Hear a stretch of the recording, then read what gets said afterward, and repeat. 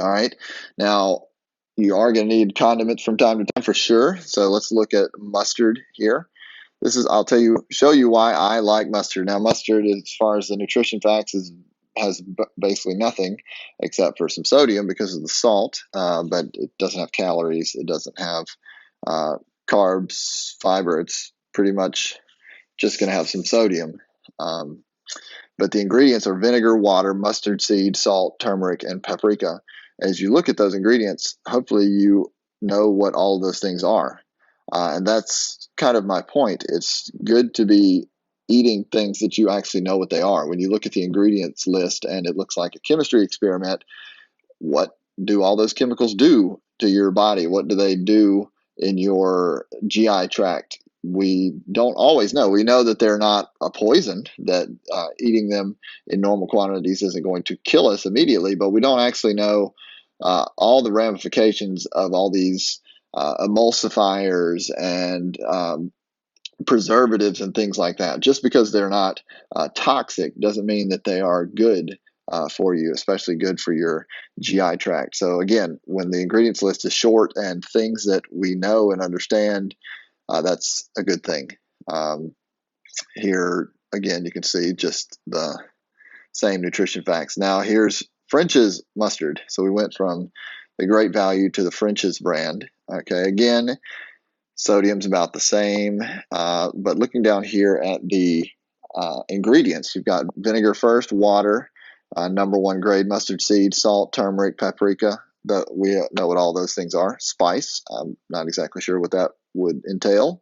Natural flavor, what is natural flavor, and garlic powder. So if I were choosing between these two mustards, I would say, okay, we've got one that has all ingredients that I know, and then we have one that has a couple of ingredients that are not actually telling me what they are. What is natural flavor? What is spice? So if I were choosing between the two, I would choose the one that has ingredients, a shorter ingredient list, and things that I know what the ingredients are. Okay, so if you're choosing between mustard and ketchup, I'm going to choose mustard as often as I can, and I'll show you why. So here we have Heinz ketchup. It's grown, not made, according to their advertisement. So that would indicate to you that the ingredients are going to be natural. It's going to be things that you know, that it's just going to be a few things that grow out of the ground. We're not, this is not a chemistry experiment. It's just grown things. And let's look at the nutrition facts. It's going to have some calories, some sodium. So if you thought that you were going to get a lot of salt or sodium from mustard, but you wouldn't get it from ketchup, surprise, surprise, you've got plenty of sodium here in ketchup. That's a big surprise for most people, that sodium is going to sneak into almost every packaged food.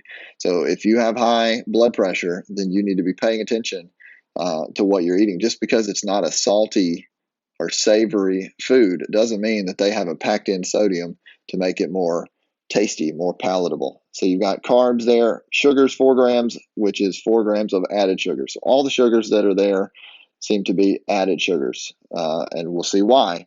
Looking at the ingredients, it's tomato concentrate from tomatoes, so it's not directly tomatoes.